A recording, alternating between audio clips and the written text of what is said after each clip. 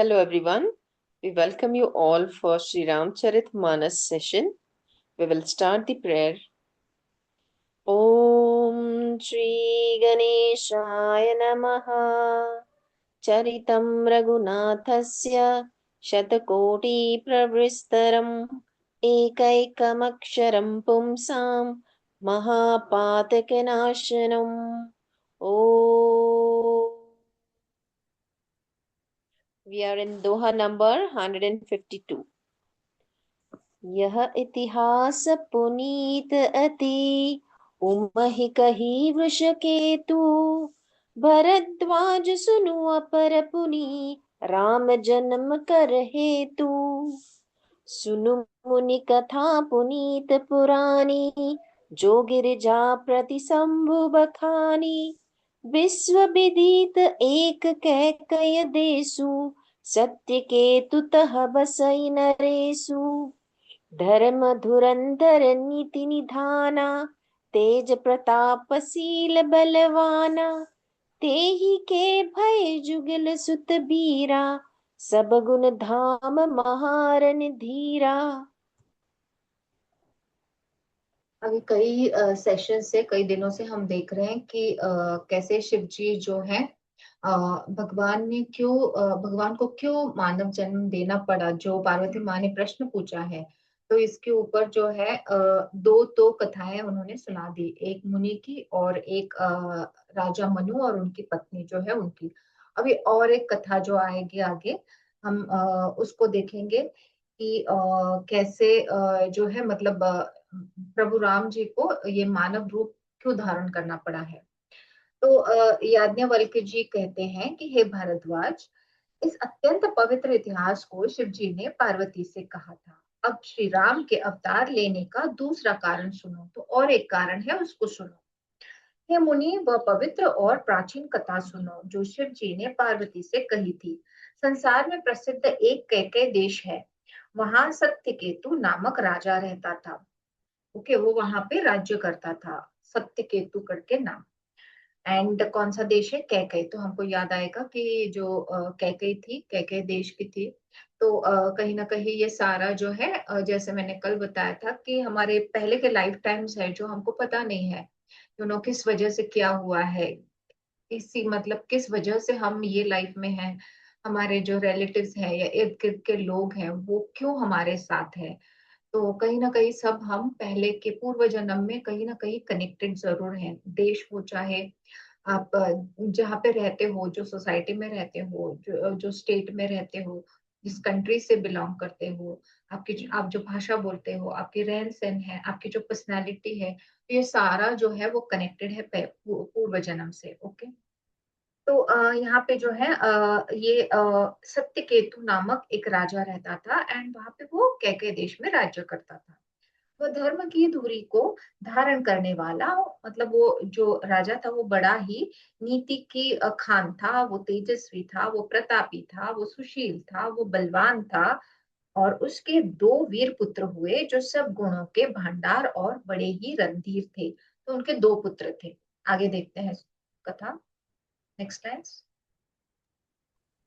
राजधनि जो जेठ सुत आही नाम प्रताप भानु असताही अपर सुत हियरि मर्दन नामा भुजबल अतुल अचल संग्रामा भाई ही परम समीति सकल दोष छल बर जित प्रीति जेठे सुत ही राज नृप दिन्हा हरिहित आपु गवन बन किन्हा जब प्रताप पर भी भयउ नृप फिरि दोहाई देश प्रजापाल अति वेद विधि कतहु नहीं अघलेश।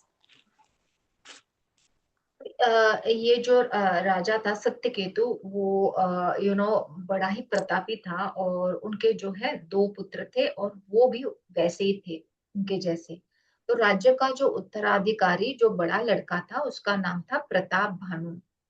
दूसरे पुत्र का नाम था अरिमर्दन, जिसकी भुजाओं में अपार बल था और जो बुद्धि में पर्वत के समान अटल रहता था।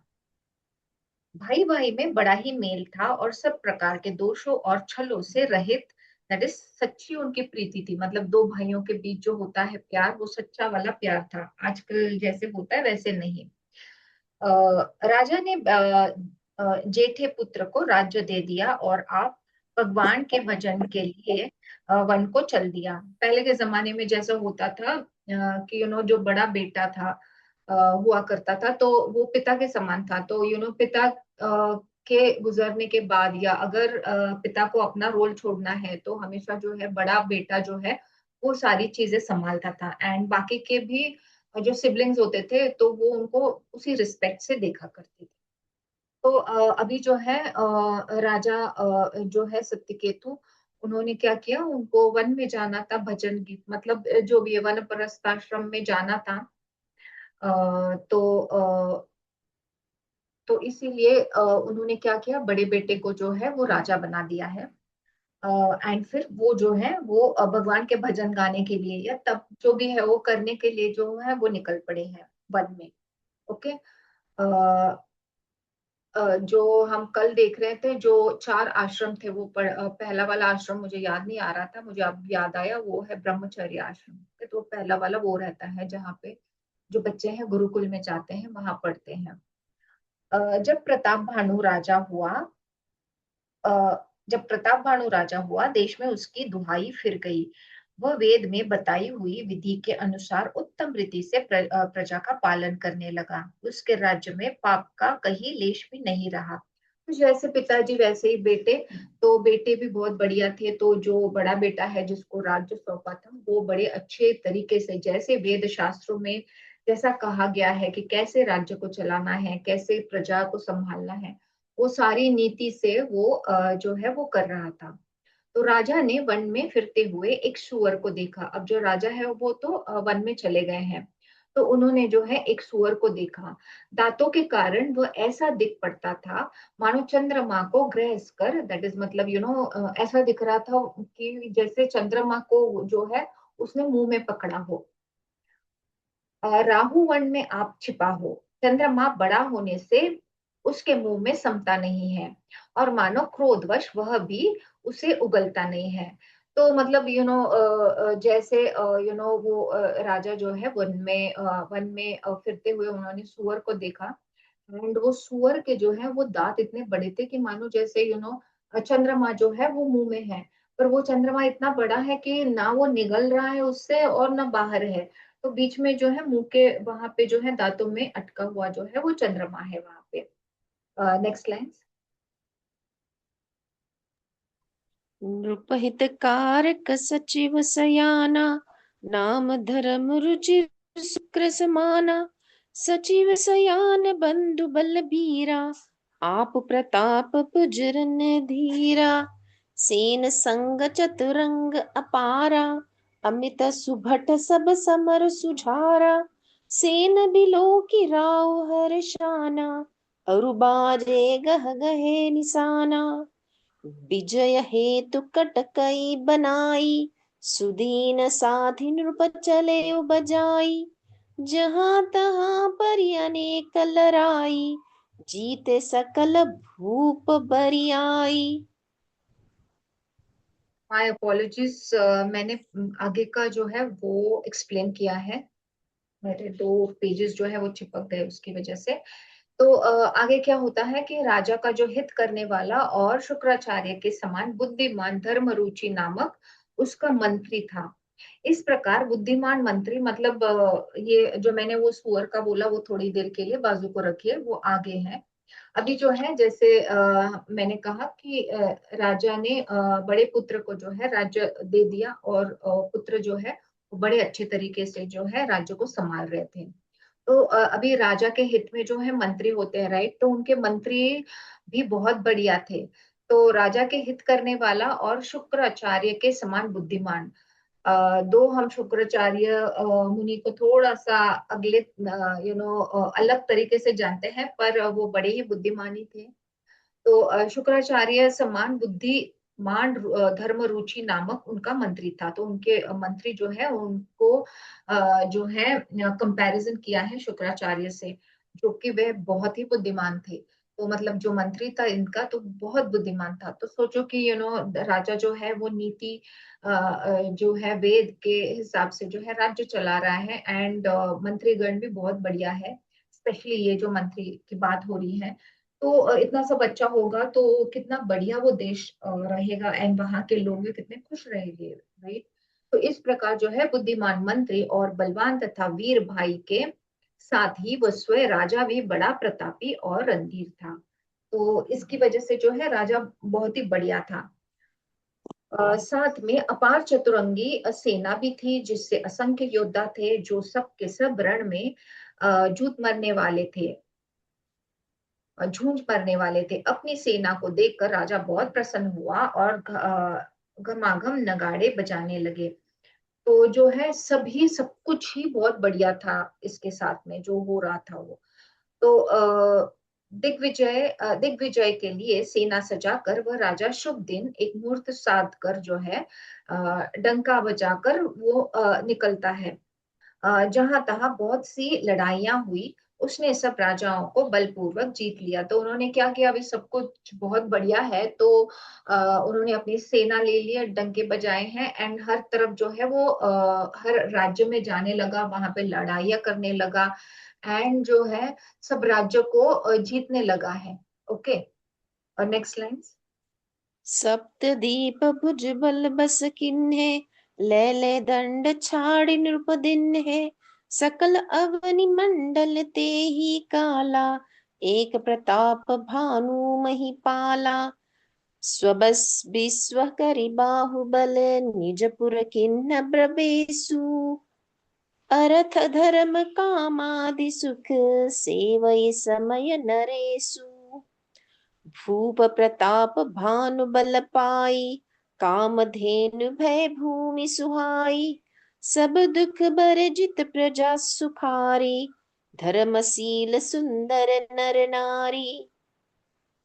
अपनी भुजाओं के बल से उसने सातों द्वीपों, दैट इज जो भूमिखंड जो है वो सारों को अपने वश में कर लिया, और राजाओं को दंड कर ले लेकर उन्हें छोड़ दिया। तो जो है पूरे जो है पृथ्वी मंडल का वो राजा बन गया, क्योंकि हर एक राज्य में जाकर, पृथ्वी में जाकर उसने लड़ाई की है, एंड सब राज्य जो है वो जीत लिए हैं। वहां के राजाओं को उन्होंने दंड दे दिए हैं, मतलब पनिशमेंट दी है, और फिर छोड़ दिया है। तो संपूर्ण पृथ्वी मंडल का उस समय प्रताप भानु ही एकमात्र राजा था। तो पहले के जमाने में भी जब ऐसे राज्य सब लड़ाई के साथ जीत जाते थे तो वो राजा को जो है वो चक्रवर्ती कहलाते था। तो वैसे ही ये जो राजा है प्रताप भानु, उसने सारे जो है राज्य जीत लिए हैं, इसीलिए वो एक चक्रवर्ती राजा के समान हो गया नहीं, वो चक्रवर्ती राजा ही हुआ। तो ऐसे जो सारे जो राज्य ले लिए उन्होंने अपने साथ, तो वहां के जो राजा है उनको बड़े बड़े दंड देकर जो है उनको फिर छोड़ दिया है। तो संसार भर को अपनी भुजाओं के बल से वश में करके राजा ने अपने नगर में प्रवेश किया। राजा अर्थ धर्म और काम आदि के सुखों का समयानुसार सेवन करता था। तो ये जो चार है हमने ये गरुड़ पुराण में देखे हैं कि अर्थ धर्म काम जो है, ये जो सुखो है या ये हमारे चार पुरुषार्थ है जो धर्म की हमारी नींव है, मतलब रूट्स है। तो ये सारे जो है ये इसका पालन करके ही ये सारी चीजें करता था। तो सारी जो लड़ाइयाँ लड़ी उसके बाद जो है वो अपने नगर में आ गए हैं। राजा प्रताप भानु का बल पाकर भूमि सुंदर कामधेनु, दैट इज मनचाही वस्तु देने वाली जो होती है, वैसी हो गई है, क्योंकि सब अभी उनका ही हो गया है, वो चक्रवर्ती है।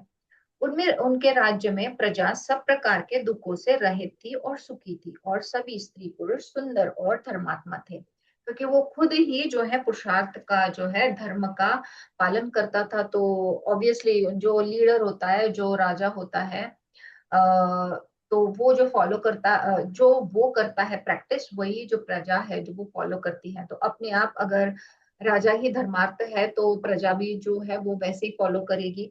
तो वो भी जो है प्रजा धर्मार्थ थी। Okay, next line.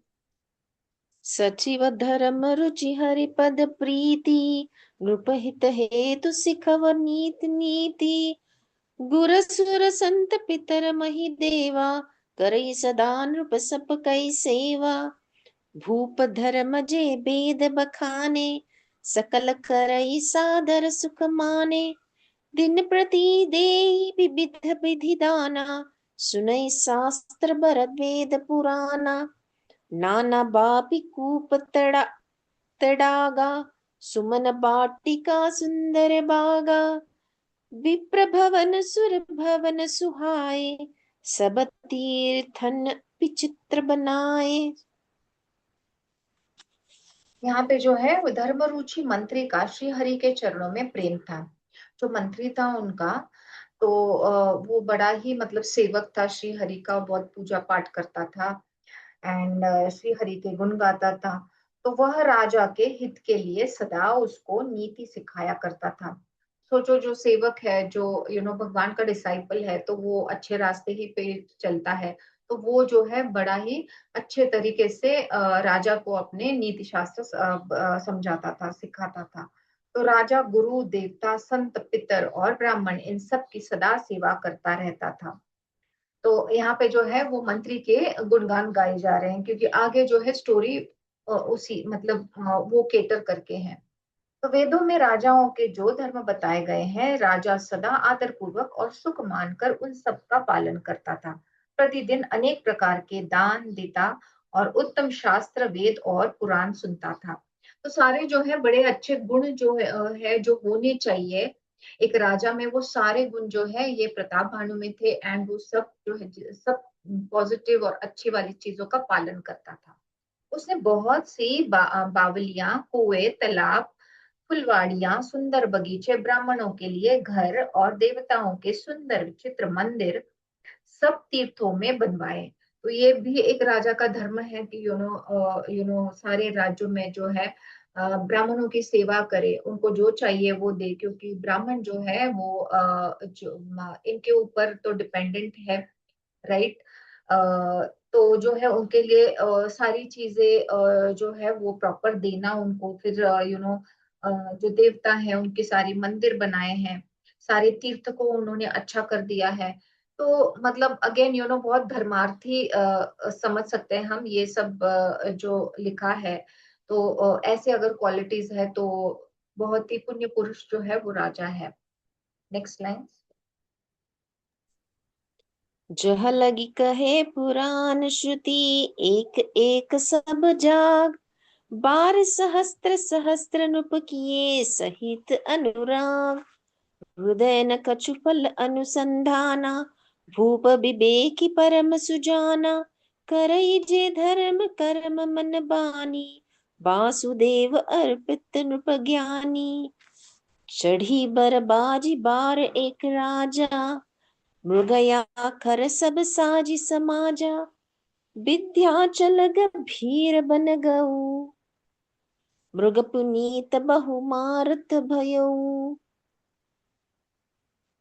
वेद और पुराणों में जितने प्रकार के यज्ञ कहे गए हैं, राजा ने एक एक करके उन सब यज्ञों को प्रेम सहित हजार हजार बार किया। मतलब सारी चीजें, जैसा हमारा हमारी एक चेकलिस्ट होती है ना, ये करने का, ये करने का, ये करने का, वो सारे जो भी बताया गया है वो अच्छे तरीके से उन्होंने कर रखे थे।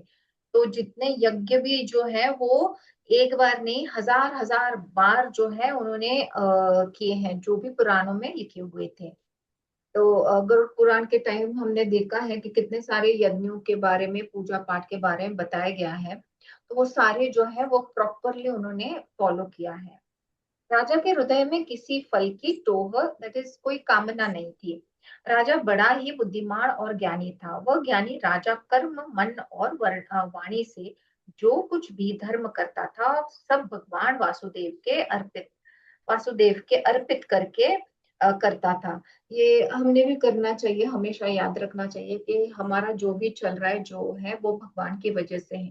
तो आप जो भी काम करते हो, जो भी करते हो दिन में, तो वो जो है भगवान की तरफ अर्पण करके ही करना चाहिए, क्योंकि वो ही हमारे करते धरते हैं। एंड हम सबको पता है, अगर हमको अगर लग रहा है कि ये हम खुद कर रहे हैं तो ये हमारी गलती है, ये हमारी भूल है।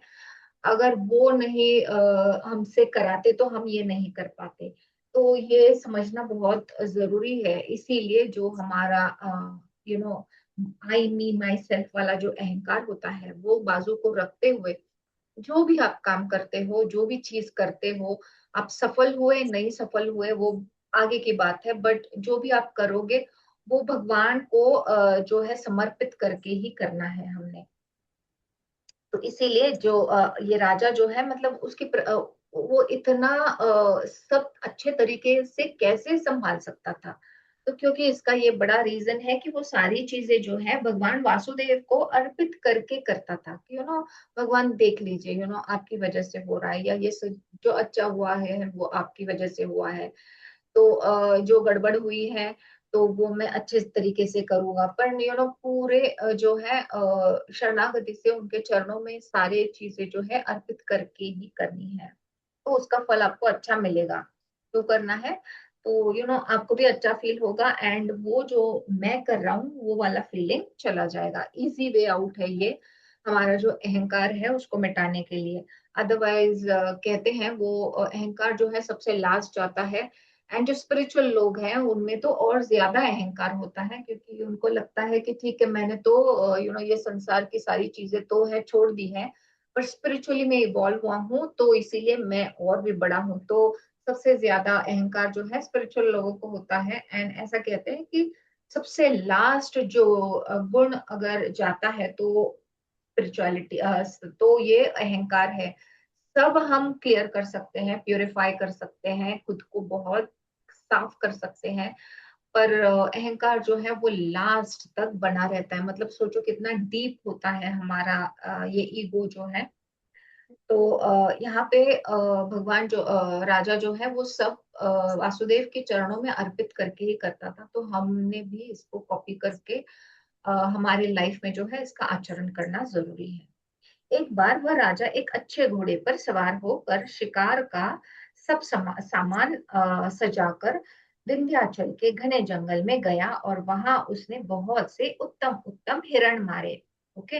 अभी ये जो राजा है वो राज्य चल रहा है, वो सभी चीजें अच्छे कर रहा है। अभी एक बार क्या होता है, राजा जो है वो घोड़े पे सवार होके जो है वो वन में जाता है। एंड मतलब उसका राज्य जहाँ पे है वहां पे विंध्याचल के जो है वो पर्वत है, तो वो जंगलों में वो चला जाता है। एंड वहां पे जो है बहुत सारे हिरण होते हैं, तो उनको ऑलरेडी मतलब उनका शिकार करता है। वो बहुत सारे हिरणों को वो मारता है।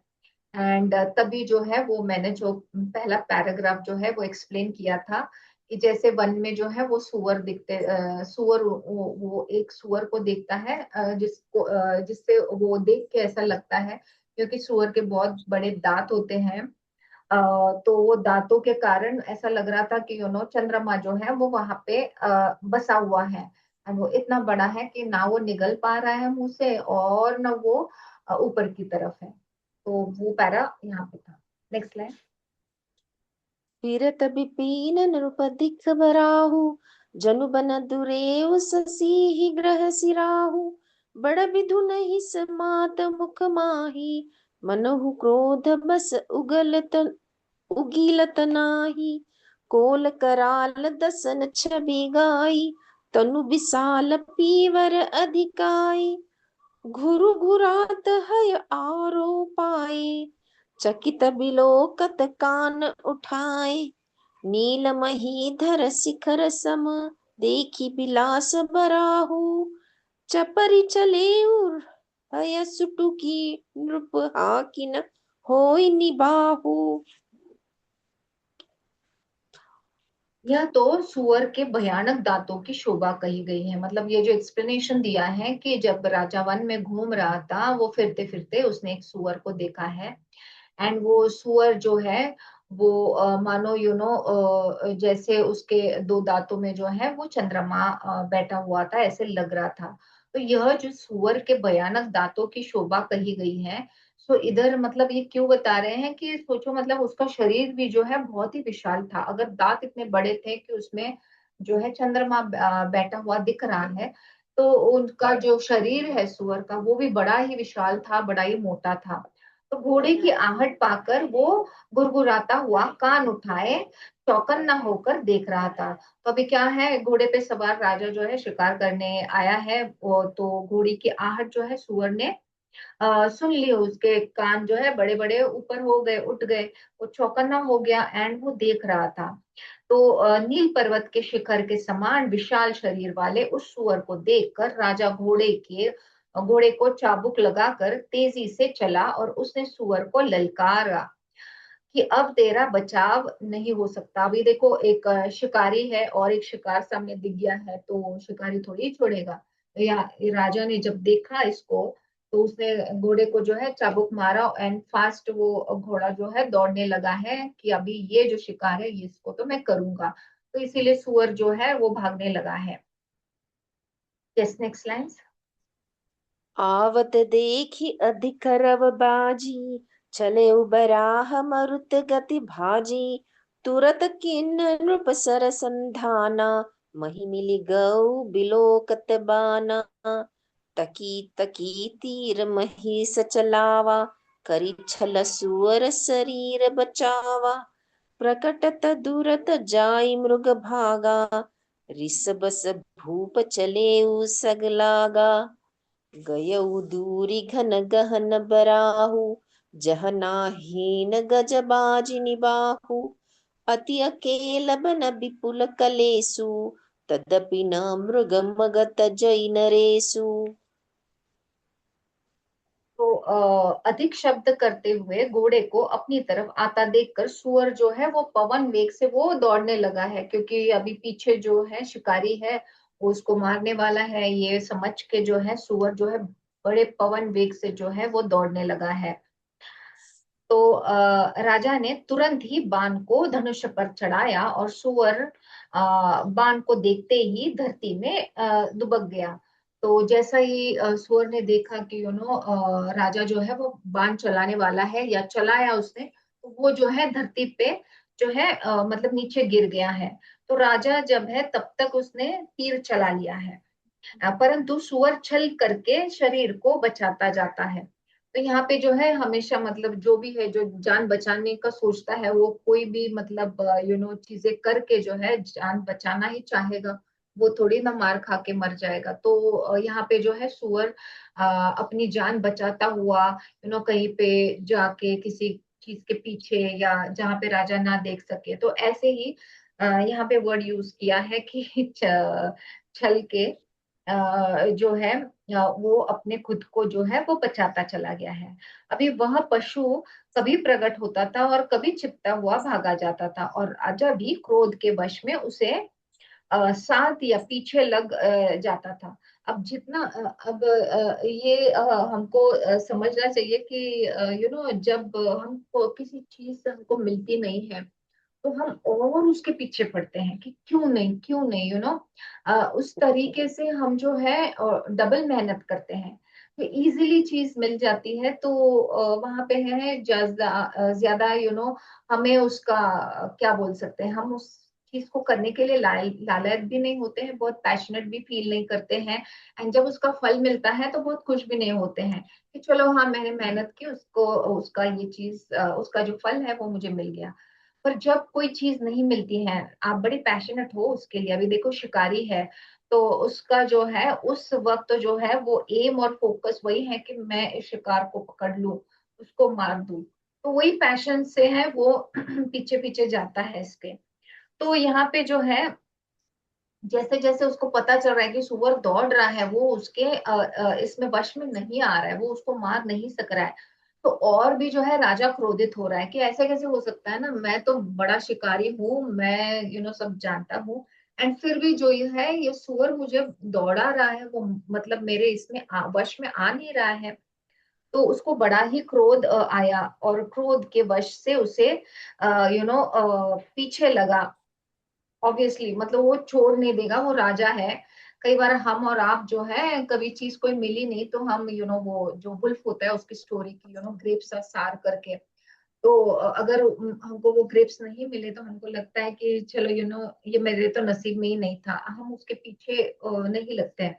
मैं जनरल बात कर रही हूँ, सबका अलग अलग एक्शन होता है। कोई कोई लोग तो पीछे पड़ ही जाते हैं वो मिलने तक, पर मोस्ट ऑफ द पॉपुलेशन जो है वो सोचते हैं कि चलो ठीक है, ये मेरे बस में नहीं था, और आगे दूसरा कुछ करूंगी, ठीक है।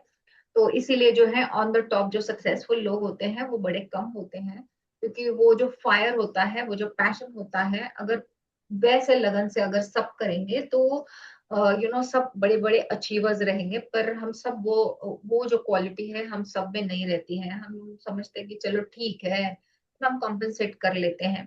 तो यहाँ पे जो है राजा को बड़ा ही क्रोध आ रहा है कि ये प्रे जो है मुझे क्यों नहीं मिल रहा है। तो सूअर बहुत ही दूर ऐसे घने जंगल में चला गया जहां हाथी घोड़े का निबाह नहीं था। राजा बिल्कुल अकेला था और वन में क्लेश भी बहुत था। फिर भी राजा ने उस पशु का पीछा नहीं छोड़ा। तो सुअर जो है वो जंगल में रहता था वहां पे, तो उसको तो सारी चीजें पता होंगी, जंगल कैसा है क्या है। उसने तो बड़े ही डीप जंगल में जो है वो दौड़ रहा था, तो वहां पे राजा उसके पीछे था, तो बड़े ही डीप जंगल में जो है जहाँ पे बाकी कोई नहीं था, तो वहां पे जो है अभी राजा भी गया है उसके पीछे। अब आगे देखते हैं क्या होता है। Next line. कोल बिलो की भूप बड़ धीरा, भागी बैठ गिरी गुहा गभीरा। अगम देखि नृप अति पछिताई, फिरे महाबन परे भुलाई। खेद खिन्न क्षुद धित तृषित राजा बाजी समेत, खोजत व्याकुल सरित सर जल बिनु भयउ अचेत। फिरत विपिन आश्रम एक देखा, तह बस नृपति कपट मुनि बेसा। जासु देस नृप लिन्ह चढ़ाई, समर सेन तज गयउ पराई। सुअर ने देखा कि ये तो मेरा पीछा नहीं छोड़ रहा है, तो ये राजा तो बड़ा ही धैर्यवान है। तो राजा को बड़ा धैर्यवान देखकर सुअर भागकर एक पहाड़ी की एक गहरी गुफा में जा घुसा। तो वहां पे एक गुफा थी, बहुत ही गहरी थी। तो वो उसने क्या किया, अभी मैं किधर जाऊं, उस हिसाब से वो गुफा में घुस गया। उसमें उसमें जाना कठिन देखकर राजा को बहुत पछता कर लौटना पड़ा। अभी राजा ने देखा वो बहुत कठिन है वो गुफा में घुस जाना, और पर्वत के भी ऐसे नीचे की तरफ पहाड़ी के बड़ी ही गहरी वो गुफा थी। तो उसको लगा कि यहाँ मतलब नहीं जा सकते, बहुत ही डेंजरस दिख रही है, तो फिर उसको बहुत पछतावा हुआ। एंड फिर जो है उसको लगा कि नहीं, अब मैं रिटर्न चला जाता हूँ। और अब जब रिटर्न जाने का समय आया है, तब वो इतने डीप घोर घने जंगल में गया था, वन में ऑलरेडी जा चुका था, तो वो रास्ता जो है वो भूल जाता है। उसे घोर वन में जो है वो रास्ता भूल गया। बहुत परिश्रम करने से थका हुआ वो घोड़े समेत भूख प्यास से व्याकुल राजा नदी तालाब खोजता खोजता पानी बिना बेहाल हो गया। तो अभी इतना मतलब जब हम कोई चीज करते हैं तो कभी कभी हम खाना पीना सब भूल जाते हैं, अगर आप वो उस तरीके से पैशनेटली कर रहे हैं तो भूख प्यास जो है वो आप बिल्कुल भूल जाते हो, लगती भी नहीं है, कभी कभी इतने काम में डूब जाते हैं हम लोग। तो वैसे ही जो है वो राजा पीछे था ये शिकार के। अब जो है जब वो पछतावा हुआ है कि वो नहीं मिला है, तो जैसे वो रिटर्न हो रहा है तो उसको सब याद आ रहा है। भूख भी लगी है, प्यास भी लगी है, रास्ता भी भटक गया है, तो वो देख रहा है, सर्च कर रहा था कि कहाँ पानी मिले मुझे, कुछ मिले खाने को ऐसे। तो वो वहां पे जो है वो बेहाल जो है वो भटक रहा था। तो वन में फिरते फिरते उसने एक आश्रम देखा, वहां कपट से मुनि का वेश बनाए एक राजा रहता था। इसका देश राजा प्रताप भानु ने छीन लिया था, और जो सेना को छोड़कर युद्ध युद्ध से भाग गया था। अब ये जो है राजा ऐसे वन में आ गया है कि जहाँ पे जैसे वो पूरा बेहाल था, उसको पानी नहीं मिल रहा था, खाने को नहीं मिल रहा था, वैसे ही ढूंढ रहा था कि कुछ मिले उसको, तो उसको एक जो है आश्रम दिखता है। अब ये आश्रम में जो है एक मुनि के वेश में जो है राजा रहता है, जो अभी हमने पहले के चरण में देखा कि जैसे ये जो है ये राजा चक्रवर्ती हो गया है, सारे राज्यों को जो है उसने अटैक किया है, लड़ाई की है, एंड वो जो है वो राज्य अपने कब्जे में ले लिया है। एंड जो राजाओं को दंडित करके छोड़ दिया है, राइट। तो ये लड़ाई के समय जो है, जब युद्ध चल रहा था, तो ये राजा, उसको जब पता चला कि मैं जीत नहीं सकता है, तो उस सेना को छोड़कर जो है वो भाग चला है। एंड भाग के ये वन में रह रहा है। ओके। और ये वन में अभी राजा कैसे रहे, तो उसने सब सारा उसका जो है वो त्याग किया था, कपड़े वपड़े सब, और एक मुनि की तरह, एक साधु की तरह वो आश्रम में रह रहा था। तो अभी जो है ये राजा जो है प्रताप भानु, वो इस कुटिया में, इस आश्रम में आ जाता है, जहां पे ये कपटी राजा जो है ऐसा वेश बनाकर, साधु का वेश बनाकर जो है वहां पे रह रहा है। Next line. समय प्रताप भानु कर जानी, आपन अति असमय अनुमानी। गयउ न गृह मन बहुत गलानी, मिलान राजहि नृप अभिमानी। रिस उर मारी रंक जिमि राजा, विपिन बसई तापस कै साजा। तासु समीप गवन नृप किन्हा, यह प्रताप पर बिते ही तब चिन्हा। राउ तृषित नहीं सो पहचाना, देखि सुबेस महामुनि जाना। उतरी तुरंग ते ही किन प्रणामा, उतरी तुरग ते किन प्रणामा। परम चतुर न कहे निज नामा। यहाँ पे जो है कपट से मुनि के वेश में जो राजा वहां पे रह रहा था, तो प्रताप भानु जो है राजा, वो समय के अच्छे दिन जानकर और अपना कुसुमय बुरे दिन अनुमान कर उसके मन में बड़ी ही ग्लानि हो गई है। इससे वह न तो घर गया और न अभिमानी होने के कारण राजा प्रताप भानु से ही मिल लिया। ओके। तो यहाँ पे जो है राजा जो है, मतलब प्रताप भानु जो है, ये कुटिया में आ गया है। एंड यहाँ पे जो है प्रताप भानु के वहां पे उनके अच्छे दिन चल रहे हैं, क्योंकि वो चक्रवर्ती राजा है। इसके जो है ये मुनि जो कपट से राजा जो है मुनि बना है, वो मतलब वहीं पे रह रहा है कि कभी कुछ मेरा मुझे कोई चांस मिले जिससे मैं कुछ कर सकूं, उस हिसाब से। तो दरिद्री की भांति जो है मन में ही क्रोध को मारकर वह राजा तपस्वी के वेश में वन में रहता था। राजा प्रताप भानु उसी के पास गया, उसके तुरंत पहचान लिया कि यह प्रताप भानु है। अभी वो जो कपटी जो साधु है, वो तुरंत ही जान लेता है कि अरे ये तो राजा प्रताप भानु है। तो राजा जो है प्यासा होने के कारण व्याकुलता में उसे पहचान न सका। अभी वो तो व्याकुल था, उसको भूख लगी थी, प्यास लगी थी, इतनी शिकार के लिए वो दौड़ा था पूरे जंगल से, पूरे इतने वन में डीप वन में आ चुका था। तो उसको इतना ध्यान नहीं रहा। पर ये जो मुनि है, तो उसने जान लिया कि ये तो राजा है, प्रताप भानु।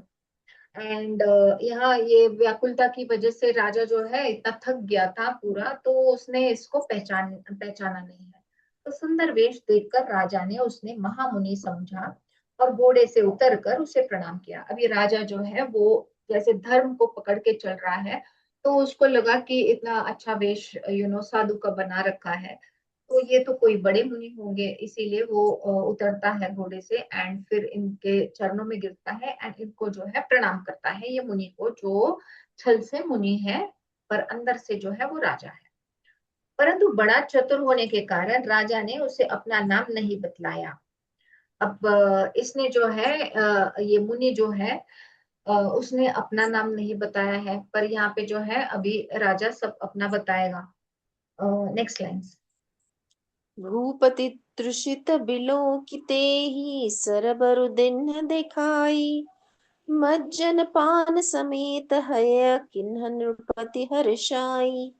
गए श्रम सकल सुखी नृप भयऊ, निज आश्रम तापस लई गयऊ। आसन दिन अस्तर बिजानी, पुनि तापस बोले मृदु बानी। को तुम कस बन फिरहु अकेले, सुंदर जुबा जीव पर हेले। चक्रवर्ती के लक्षण तोरे, देखत दया लागी अति मोरे। राजा को प्यासा देखकर उसने सरोवर दिखला दिया। हर्षित होकर राजा ने घोड़े सहित उसमें स्नान और जलपान किया। तो जैसा उन्होंने देखा कि राजा को जो है प्यास भूख लग रही है, तो उन्होंने वो एक तालाब था वहां पे वो दिखा दिया। राजा बड़े हर्षित हो गए क्योंकि उनको प्यास लगी थी, तो वो वहां पे चले गए हैं, वहां पे स्नान किया है, एंड जो है पानी वगैरह जल बिल वो जो है वो पी लिया है। फिर जल मिला तो कितना बढ़िया लगता है जब आप बहुत प्यासे होते हो और आपको पानी मिलता है। किसी ने आपको कोल्ड ड्रिंक मिल ड्रिंक दिया ना, जब आप बहुत प्यासे होते हो तो वो अच्छा नहीं लगता, राइट। तब तब हमको जो है पानी ही चाहिए। तो प्यासा है और पानी मिला है, जल मिला है, तो वो उनको बड़ा ही अच्छा लगा है। तो सारी थकावट जो है उनकी मिट गई है, राजा सुखी हो गया। तब तपस्वी उसे अपने आश्रम में ले गया और सूर्यास्त का समय जानकर उसने राजा को बैठने के लिए आसन दिया। फिर वह तपस्वी कोमल वाणी से बोला, अब जो है अभी रात हो चुकी, अंधेरा हो चुका है। सिटीज में तो अंधेरा जल्दी नहीं होता है क्योंकि हमारे पास लाइट्स होती हैं, एंड देर देर रात तक जो है हम जग सकते हैं। पर वन में या गांव में ऐसा होता है कि बहुत ही जल्दी अंधेरा होता है, एंड वहां पे जो है लाइट्स भी नहीं रहती हैं, तो जल्दी सोते हैं और जल्दी उठते हैं। तो ऐसे कई कई हमारे यहाँ पे भी ऐसे स्टेट्स हैं। तो वहां पे जो है जंगल था, तो वहां पे जो शाम हो चुकी थी, अब अंधेरा हो चुका था, तो राजा कैसे फिर से जाएगा, बाहर निकलेगा। तो यहाँ पे जो है सूर्यास्त की वजह से जो है ये तपस्वी ने इनको आसन दिया है बैठने के लिए, एंड फिर वो कोमल वाणी से जो है वो बोलते हैं कि तुम कौन हो। राजा को पूछ रहे हैं ये मुनि कि तुम कौन हो, सुंदर युवक होकर जीवन की परवाह न करके वन में अकेले क्यों फिर रहे हो। तुम्हारे चक्रवर्ती राजा के से लक्षण देखकर मुझे बड़ी दया आती है। तो मुनि उनको पहले तो देखो मतलब कैसे है, उन्होंने तो देख लिया और उनको पता भी चला कि ये कौन है करके। ओके। तो मुनि ऑलरेडी छल वाला है, तो उसने तो पहले से ही जान लिया है कि ये कौन है करके। पर जो है फिर भी उसको पूछ रहा है और बड़ी ही कोमल स्वर में पूछ रहे हैं कि, और बता रहा है कि इतना तू बढ़िया युवक है, यंग है, एंड जीवन की न, क्योंकि वो बड़ा ही थिक फॉरेस्ट था, तो अपनी जीवन की परवाह न करते हुए आप ये वन में क्या कर रहे हो। तो तुम्हारे मतलब आपके जो गुण दिख रहे हैं वो तो चक्रवर्ती राजा के लक्षण है। तो फिर आप ऐसे भटक रहे हो, मुझे तो आपके ऊपर दया आ रही है। राजा ने कहा कि हे मुनीश्वर सुनिए, प्रताप भानु नाम का एक राजा है, मैं उसका मंत्री हूँ। शिकार के लिए फिरते हुए राह भूल गया, बड़े भाग्य से यहाँ आकर मैंने आपके चरण दर्शन पाए। तो यहाँ पे है कि राजा ने बोला है कि हे मुनीश्वर सुनिए, प्रताप भानु जो राजा है उसका मैं मंत्री हूँ, एंड शिकार के लिए मैं यहाँ पे फिरता हुआ आया हूँ, एंड भाग्य से जो है मैं आपके यहाँ पे आश्रम में आ गया हूँ। Next lines. नाम प्रताप भानु अवनीसा, तासु सचिव मैं सुनहु मुनीसा। फिरत अहेरे परे भुलाई, बड़े भाग देखू पद आई। हम कह दुर्लभ दरस तुम्हारा, जानत हो कछु भल हो निहारा। कह मुनि तात भयो अधिआरा, जो जन सत्तरी नगरु तुम्हारा। निसा घोर गंभीर बने, पथ न सुनहु सुजान। बिसहु आज असजानि तुम, जाए होत बिहान। तुलसी जसी भव तबियत तैसी, मिलई सहाई।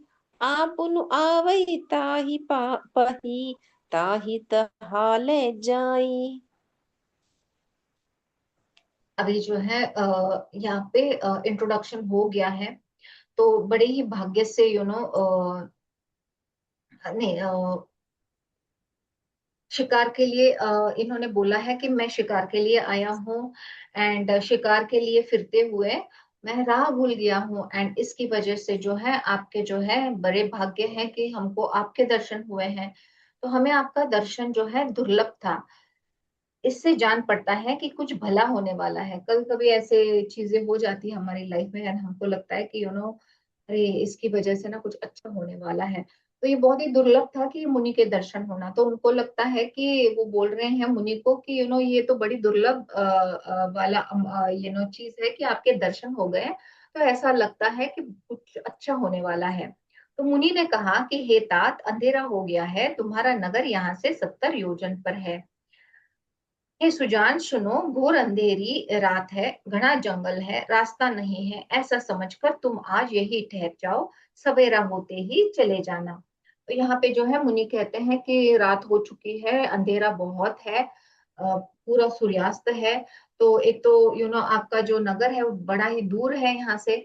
तो इस रात के लिए जो है आप यहीं पे ठहर जाओ, एंड कल सवेरे फिर चले जाना, राइट। यस, आई थिंक, नहीं नहीं, तुलसीदास जी कहते हैं कि जैसी भक्ति भवित व्यथा, दैट इज होनहार होती है, वैसी ही सहायता मिल जाती है। या तो वह आप ही उसके पास आते हो या उसको वहां ले जाती है। तो यहाँ पे जो है तुलसीदास जी यहाँ पे कह रहे हैं कि जब हम अच्छे होते हैं तो हमको अगर मदद चाहिए तो मिल जाती है, या आप ऐसे व्यक्ति को या ऐसी चीज के पास जाते हो जहाँ पे आपको हेल्प मिले। तो मतलब अगर आप अच्छे हो तो आप अच्छी चीजें ही अट्रैक्ट करोगे, कहने का मतलब ये है। Next line. भले ही नाथ आय भले ही नाथ आय सुधरि सीसा, बाधि तुरग तरु बैठ महीसा। नृप बहु भांति प्रशंसे उताही, चरण बद्दि निज भाग्य सराही। पुनि बोले मृदु गिरा सुहाई, जानी पिता प्रभु करऊ ढिठाई। मोहि मुनीस सुत सेवक जानी, नाथ नाम निज कहु बखानी। तेहि न जान नृप नृप ही सो जाना, भूप सुहृद सो कपट सयाना। बैरी पुनि छत्री पुनि राजा, छल बल किन्न चहई निज काजा। यहाँ पे जो है अभी मुनि ने कहा है कि सूर्यास्त हो चुका है, तो आप मेरी कुटिया में जो है वो रहो इस रात के लिए। तो हे नाथ, बहुत अच्छा, ऐसा राजा कहता है। ऐसा कहकर और उसकी आज्ञा सिर चढ़ाकर घोड़े को वृक्ष को बांध कर राजा बैठ गया। राजा ने उसकी बहुत प्रकार से प्रशंसा की और उसके चरणों की वंदना करके अपने भाग्य की सराहना की। अब कोई बड़े मुनि मिले हैं तो बहुत बढ़िया लगेगा। और फिर उन्होंने मतलब सहारा दे के जो है रात बिताने के लिए उनकी कुटिया भी शेयर की है। तो राजा को तो बहुत ही बढ़िया लगा है। तो उन्होंने उनके चरण कमलों को वंदन किया है, एंड अपने भाग्य की भी सराहना की है, क्योंकि इतने बड़े वन में वो कहाँ जाता था, कहाँ पानी मिलता था, कहाँ रहने के लिए कुछ मिलता था, रात तो कैसे बिता पाता था। तो उसको बड़ा ही भाग्य लग रहा है कि ये मुनि जो है मुझे वन में मिले हैं। तो फिर सुंदर कोमल वाणी से कहा कि हे प्रभु, आपको पिता जानकर मैं धिटाई करता हूँ। हे मुनीश्वर, मुझे अपना पुत्र और सेवक जानकर अपना नाम विस्तार से बतलाइए। यहाँ पर जो है अभी वो बैठ गए हैं, तो बैठे हैं तो बातें करेंगे, राइट। तो इसीलिए जो है अभी राजा जो है मुनीश्वर से पूछते हैं कि आपसे मैं क्या पूछूं, पर फिर भी मैं जो है वो डिटाई करके पूछ रहा हूँ कि आपका जो है आपका नाम क्या है, एंड आप मुझे आपके धाम के बारे में विस्तार से बताइए। तो राजा ने उसको नहीं पहचाना, पर वह राजा को पहचान गया। अब मुनि जो है, जो राजा एक्चुअली राजा है मुनि के वेश में, तो वो तो इस राजा को जो है वो पहचान गया है, पर प्रताप भानु जो है वो इनको अभी तक मुनि ही समझ रहा है। तो राजा तो शुद्ध हृदय था, और वह कपट करने में चतुर था। एक तो वैरी, फिर जाति का क्षत्रिय, फिर राजा, वह छल बल से अपना काम बनाना चाहता था।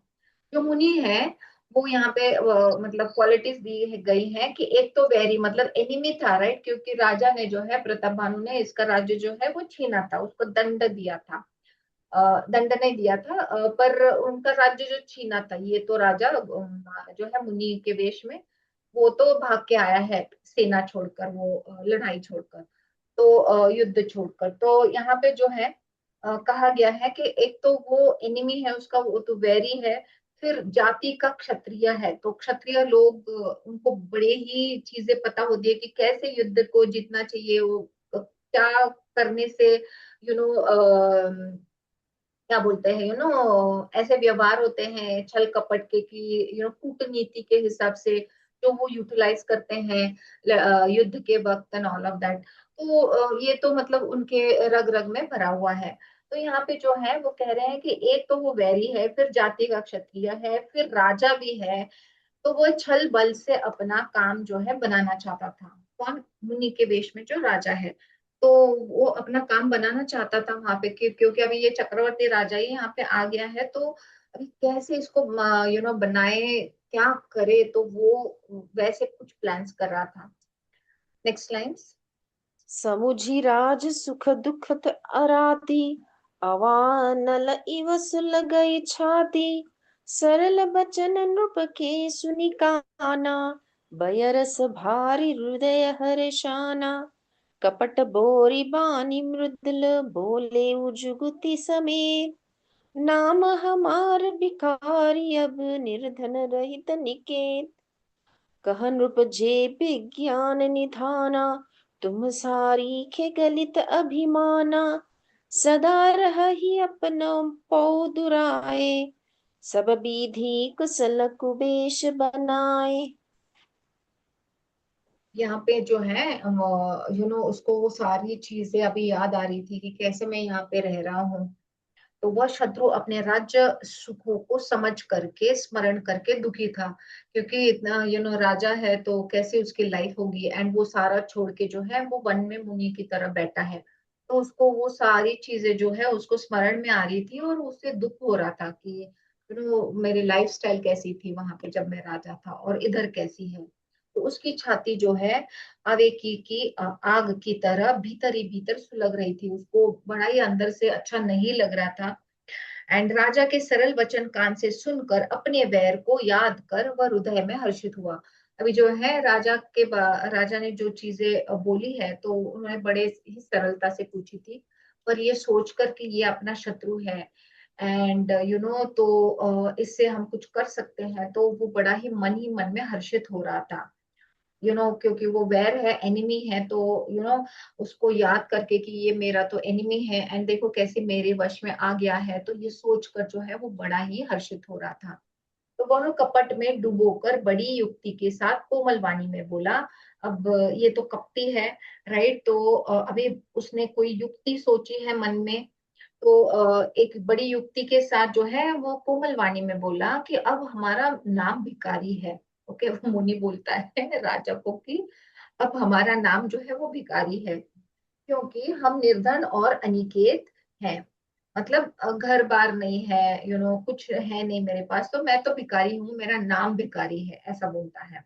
तो राजा ने कहा, जो आपके सदृश विज्ञान के निदान और सर्वथा अभिमान रहित होते हैं, वो अपने स्वरूप को सदा छिपाए रहते हैं, क्योंकि कुवेश बनाकर रहने में ही सब तरह का कल्याण है। तो यहाँ पे जो है राजा बहुत ही सरल है। तो वो बोलते हैं कि एक्चुअली आप कितने विद्वान हैं, मतलब वो उनको मुनि के नजर से देख रहे हैं। तो राजा कह रहे हैं कि आपके सदृश जो है विज्ञान, मतलब आपके पास कितना विज्ञान है, और आप तो है मतलब कितने अभिमान रहित है, मतलब कोई ईगो नहीं है। आप बोल रहे हो मैं मेरा नाम भिखारी है, तो मतलब आप कितने डाउन टू अर्थ हो। तो वे अपने रूप को जो ऐसे लोग होते हैं जो बड़े होते हैं एंड जिसके पास कोई क्या बोलते हैं, मान अपमान नहीं होता है जिनको, तो वो जो है ऐसे छुपे रहते हैं। ये मतलब राजा जो है बड़ी सरलता से सोच रहे हैं। तो इसीलिए वो बोल रहे हैं कि मुनि ऐसे जो खुद के जो चीजें हैं वो ऐसे ही जो बड़े बड़े लोग हैं वो छिपाए रखते हैं, क्योंकि उनको कोई मान अभिमान होता नहीं है। एंड उनको जो है वो कुएश बनाकर रहने में ही सब तरह का कल्याण लगता है, कि वो ऐसे ही जहाँ पे कोई उनको जानता नहीं है, एनोनिमस जो लोग रहते हैं, ऐसे कितने मुनि हैं वो अभी जो हम देखते हैं, बहुत सारे गुरु वगैरह हुए हैं, तो वो सोशल मीडिया पे वगैरह बहुत सारे रील्स वील्स बनाते हैं, पर ऐसे उनसे ही डबल और उनसे ही हायर लेवल वाले ऐसे कितने मुनि हैं जो बाहर ही नहीं निकलते हैं आम आदमी को मिलने के लिए, या सिटीज में तो कभी आते ही नहीं है। तो वो वैसे ही मतलब जो है एनोनिमस लाइफ वो जीते हैं। तो वो बोल रहे हैं, राजा बोल रहे हैं कि ये तो आपकी बहुत महानता है कि आपको ऐसे आप अकेले यहाँ पे जो है रह रहे हो।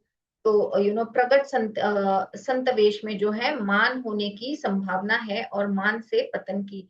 तो जब आपको कोई रिस्पेक्ट मिलता है क्योंकि आपने वो वेश पहना है, तो हमको बड़ा फिर ईगो जागृत होता है, तो उसकी वजह से हमारा डाउनफॉल होता है। तो राजा जो बोल रहे हैं इसीलिए आपको अच्छा लग रहा है कि वन में आप अकेले यहाँ पे बिना किसी को जानते हुए, कोई आपको जानता नहीं है कि आप यहाँ पे रह रहे हो, तो आप पूरे यहाँ पे जो है सिक्लूडेड रह रहे हो। Next line. ते ही ते कहि संत श्रुति टेरे, परम अंकिचन प्रिय हरि केरे, परम अकिंचन प्रिय हरि केरे, तुम सम अधन भिखारी गेहा, होत बिरंचि सी वही संदेहा, जो सि सोसि तव चरण नमामि, मोह पर कृपा करिय अब स्वामी, सहज प्रीति भूपति कै देखी, आप विषय विश्वास विशेषी, सब प्रकार राज ही अपनाई, बोले अधिक स्नेह जनाई, सुनु सति भाव कहु महिपाला, इहा बसत बीते बहुकाला। तो संत और वेद पुकार कर कहते हैं कि परम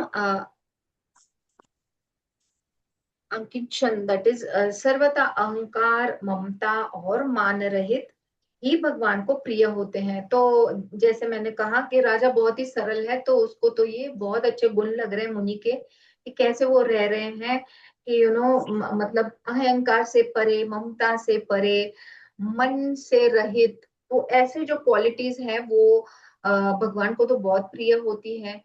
तो उसको बड़ा ही लगता है कि कितने बड़े मुनि हैं ये। तो आप सरीखे निर्धन भिखारी और गृहहीनों को देखकर ब्रह्मा और शिव जी को भी संदेह हो जाता है कि वे वास्तविक संत है या भिखारी है। तो यहाँ पे जो कह रहे हैं कि मतलब ये ऐसी क्वालिटीज देख के ऐसा लगता है कि सच में आप संत हैं या भिखारी हैं, क्योंकि भिखारी भी सब छोड़ के आते हैं एंड संत भी वैसे ही होते हैं। तो ऊपर जो है ब्रह्मा और शिव जी को भी संदेह हो रहा होगा कि आप सच में भिखारी हैं या आप संत हैं, क्योंकि उन्होंने खुद का नाम जो है वो भिखारी रखा है, राइट। तो आप जो है आप जो हो सो हो, मतलब अर्थात कि आप जो भी कोई हो, मैं आपके चरणों में नमस्कार करता हूँ। तो उनको लग रहा है कि ये महान संत है एंड इसीलिए खुद को भिखारी जो है वो बोल रहे हैं उनका नाम। तो अब जो भी है, आप खुद को भिखारी बोलो या जो भी हो बोलो, मैं तो मतलब मन में वो बोल रहे हैं कि मैं तो आपको बहुत ही हाई लेवल के मुनि मान रहा हूँ, इसीलिए वो उनके चरणों में जो है नमस्कार करते हैं एंड बोलते हैं कि स्वामी, अब मुझ पर कृपा कीजिए, अपने ऊपर राजा की स्वाभाविक प्रीति और अपने विषय में उसका अधिक विश्वास देखकर जो है सब प्रकार से राजा को अपने वश में करके अधिक स्नेह दिखाता हुआ वो कपटी तपस्वी बोला कि हे राजन सुनो, मैं तुमसे सत्य कहता हूँ, मुझे यहाँ रहते बहुत समय बीत गया है। अब जो है सब एक बेस बना के जो है वो राजा को इतनी मीठी मीठी बातें बताकर जो है अब खुद को उसको वश में किया है राजा को, क्योंकि राजा मान चुके हैं कि ये तो परम ज्ञानी जो है मुनि है एंड इसीलिए उनको नमस्कार किया है, राइट। तो राजा की इतनी स्वाभाविक जो है वो प्रीति देखकर और उनके ऊपर जो है बड़ा विश्वास देखकर जो है उसको बड़ा ही अच्छा लगता है। तो सब तरीके से अभी उसने क्या किया है, राजा को बड़े ही वश में किया है। तो उसको अभी जो है वो बड़ा स्नेह दिखा रहा है राजा के ऊपर की और भी अच्छे से दृढ़ता से जो है उसका विश्वास बैठ जाए। Next lines. अब लगी मोहि न मिले को, मैं न जनाव काहू, लोक मान्यता नल सम, कर तप कान न दाहू। तुलसी देख सुबेशु, भूलहि मूढ़ न चतुर नर। सुंदर के की ही पेख बचन, सुधा सम असन अही। ताते गुपुत रहउ जग माही, हरि तज कीमपि प्रयोजन नाही। प्रभु जानत सब बिनहि जनाए, कहु कवनि सीधि लोक रिझाए। अभी वो कहते हैं कहता है मुनि कि हे राजन सुनो कि मैं सत्य कह रहा हूँ कि यहाँ पे रहते हुए मुझे बहुत समय बीत गया है। अब तक न तो कोई मुझसे मिलने आया और न मैं अपने को किसी पर प्रकट करता हूँ, क्योंकि लोक में प्रतिष्ठा अग्नि के समान है, जो तप रूपी वन को भस्म कर डालती है। तो यहाँ पे जो है वो अपनी अच्छी चीजें बखार रहा है। तो वो कह रहा है कि मैं सच कहता हूँ राजा, यहाँ पे तो है मुझे रहते हुए बहुत समय हो गया है, एंड मैं किसी को भी यहाँ पे आके मिलने नहीं देता हूँ, ना तो मैं किधर जाता हूँ, किसी के यहाँ पे प्रकट नहीं होता हूँ। तो क्योंकि लोग तो मतलब अगर कुछ पता चला तो अग्नि के समान जो है वो बिखर जाता है, मतलब लोगों को पता चलता है। तो इसीलिए मैं जो है यहाँ पे बहुत ही सिक्लूडेड लाइफ जीता हूँ। तो तुलसीदास जी कहते हैं कि सुंदर वेश देखकर मूड नहीं, चतुर मनुष्य भी धोखा खा जाए। तो यहाँ पे तो मतलब तुलसीदास कह रहे हैं कि इतनी अच्छी कोमल वाणी से इतना अच्छा बताकर पूरा वश में राजा को किया है, तो कोई मूड भी व्यक्ति होगा, वो तो मतलब मूडी है, तो उसको तो समझ में नहीं आएगा कि कैसा छल है। पर जो अच्छा वाला बंदा है वो भी धोखा खा सकता है ऐसी बातें सुन के। हम भी कैसे मतलब कोई कोई ऐसा बोले तो कभी हम भी धोखा खा सकते हैं ऐसी चीजें सुन के। ओके। तो चतुर मनुष्य भी धोखा खा जाएगा। सुंदर मोर को तो उन्होंने उपमा दी है यहाँ पे तुलसीदास जी ने कि सुंदर मोर को देखो, उसका वचन तो अमृत के समान है और आहार जो है सर्पों का है। तो मोर को देखने के बाद कितना अच्छा लगता है, राइट। जब वो नाचता है सब करता है तो वो अमृत के समान है। और वो क्या खाता है, सर्पों को खाता है, सांप को खाता है। तो मतलब अंदर से कुछ और बाहर से कुछ और टाइप्स ऐसे। तो कपट तपस्वी ने कहा कि इसमें मैं जगत में छिप कर रहता हूँ। तो ये जो मुनि है वो कह रहा है कि मुझे किसी को दिखाना नहीं खुद को, तो इसीलिए जो मैं वन में छिपके जगत पूरे जगत से जो है चिपके रह रहा हूँ यहाँ पे। तो श्री हरि को छोड़कर किसी से कुछ भी प्रयोजन नहीं रखता। मतलब प्रभु के बिना, श्री हरि के बिना मैं किसी के साथ कोई प्रयोजन नहीं रखता, मैं अकेला यहाँ पे चिपके रहता हूँ। प्रभु तो बिना जाने ही सब जानते हैं। फिर कहो संसार को रिझाने से क्या सिद्धि मिलेगी। तो यहाँ पे जो है कपटी मुनि जो है वो राजा को और भी चढ़ा के बता रहा है कि श्री हरि तो सब जानते हैं, भगवान है वो तो हमको जानते हैं चाहे हम किधर भी छिपो। तो मैं सिर्फ उनसे जो है प्रयोजन रखता हूँ, एंड उनको तो पता ही होगा, वो तो सब जानते हैं। तो वो तो त्रिकाल स्वामी है तो वो सब जानते हैं। एंड ये कहकर जो है मुझे सिर्फ प्रभु से काम है, बाकी संसार से मुझे क्या लेना देना, इसीलिए मैं यहाँ पे वन में छिपा रहता हूँ। Next line. तुम सुचि सुमति परम प्रिय मोरे, प्रीति प्रतीति मोहि पर तोरे। अब जो तात दुरावहु तोहि, दारुण दोष खटई अति मोहि। जिमि जिमि तापसु कथई उदासा, तिमि तिमि नृपहि उपज बिसवासा। देखा स्वबस कर्म मन बानी, तब बोला तापस बग ध्यानी। नाम हमार एक तनु भाई, सुनि नृप बोले पुनि सिरु नाई। कहु नाम कर अरथ बखानी, मोहि सेवक अति आपन जानी।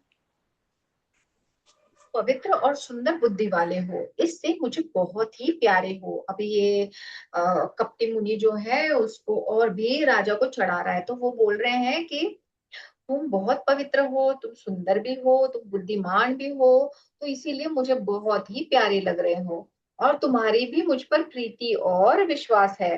वो चेक कर रहे हैं, तो वो बोल रहे हैं कि हाँ मतलब मतलब मुझे तो बहुत ही प्यारे लग रहे हो, पर तुम्हारी भी प्रीति अभी मेरे साथ हो गई है एंड विश्वास भी हो गया है। तो हे तात, अब यदि मैं तुमसे कुछ छिपाता हूँ तो मुझे बहुत ही भयानक दोष लगेगा। देखो कैसे बोल रहा है कि अगर अभी मतलब आपका विश्वास हो गया है मुझ पे, मुझे भी आप बहुत प्यारे लग रहे हो, तो अगर मैं कुछ छिपाता हूँ तो वो तो बहुत बड़ा मुझे दोष लगेगा इसका। तो मतलब और भी उसका जो है विश्वास संपादन कर रहा है ये मुनि। तो जो जो वह तपस्वी उदासीनता की बातें कहता था, त्यों त्यों राजा को विश्वास उत्पन्न होता जाता था। जब उस बगुले की तरह ध्यान लगाने वाले कपटी मुनि ने राजा को कर्म, मन और वचन से अपने वश में जाना, तब वह बोला। उसने इतना अच्छा वो जो है जाल फेंका है राजा पे, कि बहुत ही अच्छे तरीके से बोल के जो है सब तरह से उसको वश में किया है। एंड अभी जब उनको लग रहा है कि 100% जो है राजा वश में आ गया है, फिर वो बोलता है कि हे भाई, हमारा नाम एक तनु है। ओके, अभी जो है वो मुनि जो है कपटी मुनि, वो बोलता है कि हमारा नाम एक तनु है। यह सुनकर राजा ने फिर सिर नवाकर कहा, मुझे अपना अत्यंत अनुरागी सेवक जानकर अपने नाम का अर्थ समझाकर कहिए। अभी जो है इतना बढ़िया नाम बोला है उन्होंने खुद का कि एक तनु। तो फिर से वो बहुत आदर के साथ जो है राजा वो मुनि के चरणों को स्पर्श करके जो है प्रणाम करता है, और वो बोलता है कि अब ये जो नाम है उसका आप कृपा करके मुझे उसका अर्थ समझाइए कि ये क्या नाम है, कैसा नाम है ये। तो कपटी मुनि ने कहा कि जब सबसे पहले सृष्टि उत्पन्न हुई, अभी देखो ये क्या मतलब क्या बता रहा है। कपटे मुनि ने कहा कि जब सबसे पहले सृष्टि उत्पन्न हुई थी, तभी मेरी उत्पत्ति हुई थी।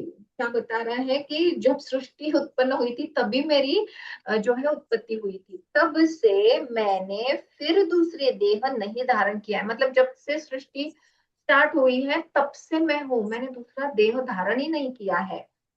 इसी से मेरा नाम एक तनु है, मतलब एक and Tanu, Tanu is body and एक इज वन। सो मैं एक ही शरीर धारण करके, जब से सृष्टि स्टार्ट हुई है तब से मैं एक ही शरीर धारण करके हूँ, इसीलिए मेरा नाम जो है वो एक तनु है। Next line.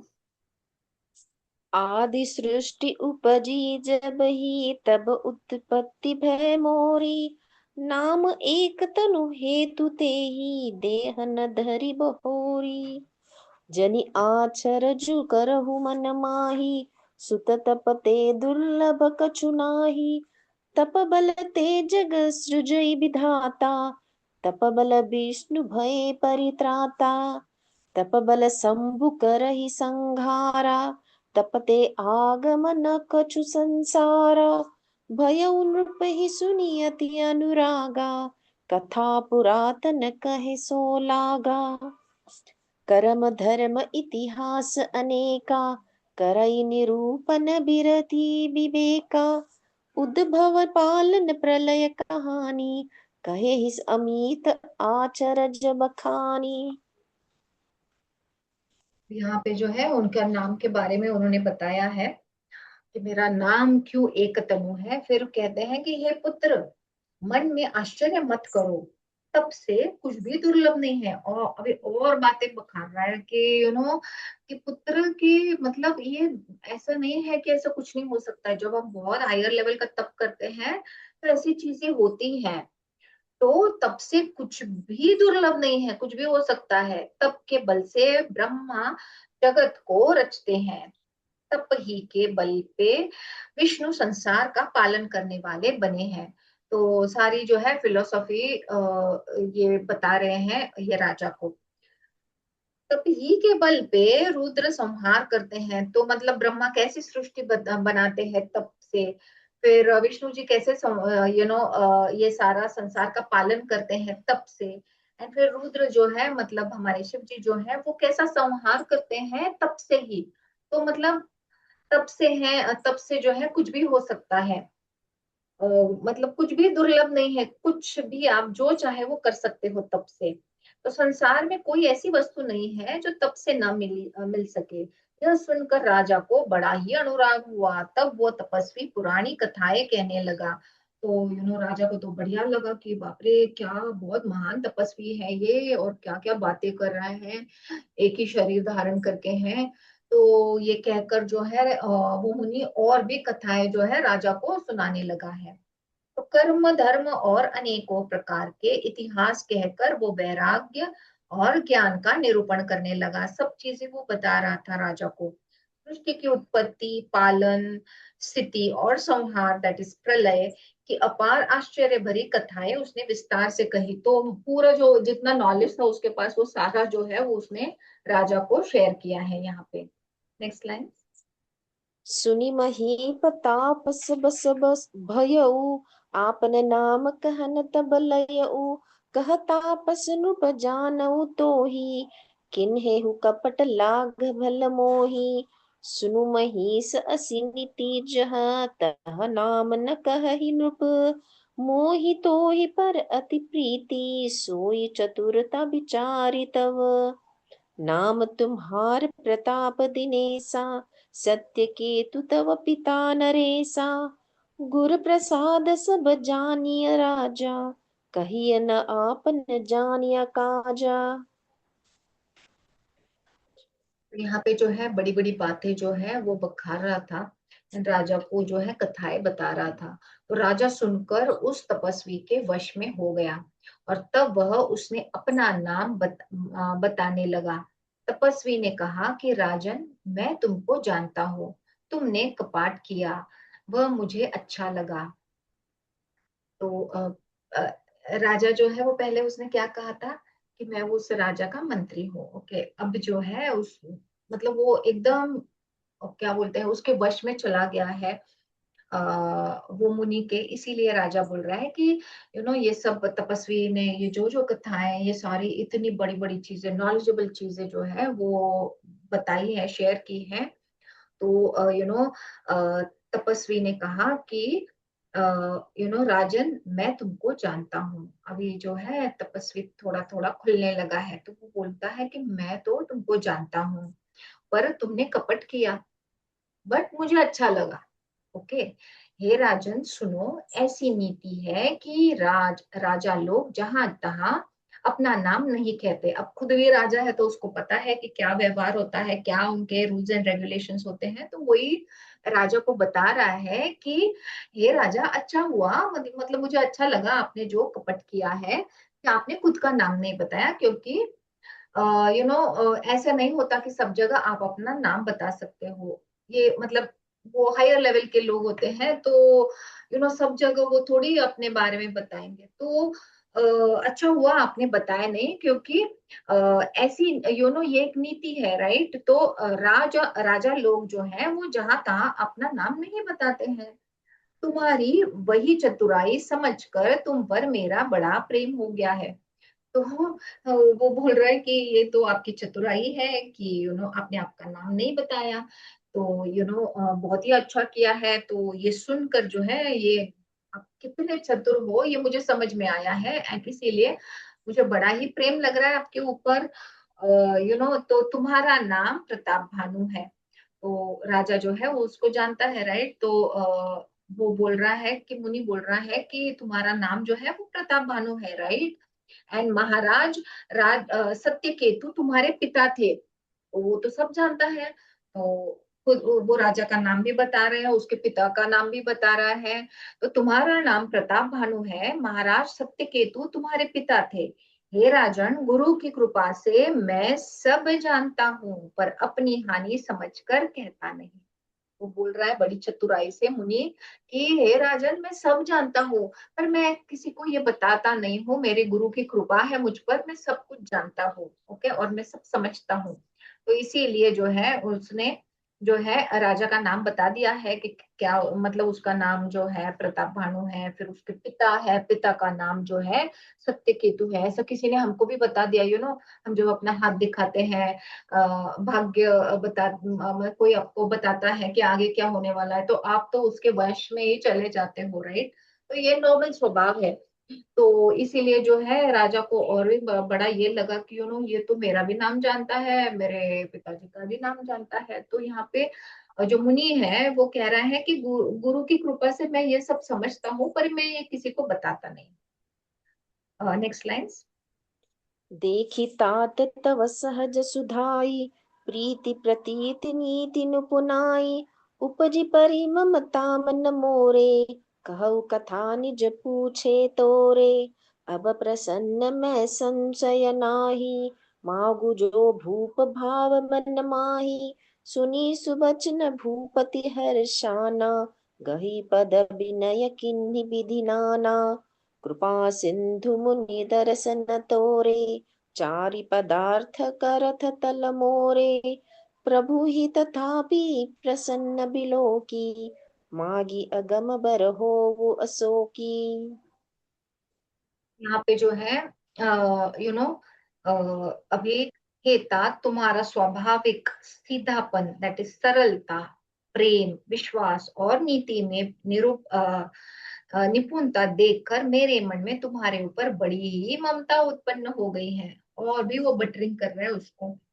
इसलिए मैं तुम्हारे पूछने पर अपनी कथा कहता हूँ। अब मैं प्रसन्न हूँ, इसमें संदेह न करना। हे राजन, जो मन को भावे वही मांग लो। सुंदर प्रिय वचन सुनकर राजा हर्षित हो गया और मुनि के पैर पकड़कर उसने बहुत प्रकार से विनती की। तो यहाँ पे जो है उसने अपना औरा तो दिखा दिया राजन को कि मैं कितना ज्ञानी हूँ, मैं सब समझता हूँ, मुझे तो सब पता है आपके बारे में। तो ये सब समझकर वो बता रहे हैं कि हे राजन, मैं बहुत खुश हूँ आपको, आपकी सरलता देखकर आप बहुत ही प्रीति हो गई है। तो अभी जो वर या जो आपको चाहे वो मांग लो मुझसे। तो ये वचन सुनकर राजा और भी हर्षित हो गया है। एंड मुनि के जो है उसके पैर पकड़ के जो है उसने बहुत प्रकार से विनती की कि हे दया सागर मुनि, आपके दर्शन से ही चारों पदार्थ, मतलब जो अर्थ है, धर्म है, काम है, मोक्ष है, जो मैंने बताए थे इसके पहले पुरुषार्थ, मेरी मुट्ठी में आ गए। तो भी स्वामी को प्रसन्न देखकर मैं यह दुर्लभ वर मांगता शोक रहित हो जाऊंगा। तो यहाँ पे जो है वो बोल रहा है राजन की मुझे सब कुछ है मेरे पास। तो आप बहुत दया सागर वाले मुनि हो, तो आपके दर्शन से ही मुझे सब कुछ मिल गया है। चारों पुरुषार्थ जो हम जिसकी बात करते हैं, तो आपका दर्शन जो मिल गया है उसी से मुझे ये चारों पुरुषार्थ जो है वो मिल गए हैं। जैसे अर्थ है, धर्म है, काम है और मोक्ष है। तो मेरी मुट्ठी में वो आ गए हैं जस्ट आपके दर्शन पाकर। तो भी स्वामी को प्रसन्न देखकर मैं यह दुर्लभ वर मांग कर शोक रहित हो जाऊं। तो वो बोल रहा है कि फिर भी मुझे लग रहा है कि मैं एक वर आपको मांग ही लेता हूँ। ओके, तो हम कल देखेंगे कि कौन से वर वो जो है वो मांगता है। यहाँ पे हम रुकते हैं। Let's conclude. Yes, we will conclude this session with the prayer. Om Shri Ram Ram Rameti Rame Rame Manorame Sahasranam Tattulям Ram Nam Varanane. Om Shanti Shanti Shanti. Thank you so much. Thank you so much.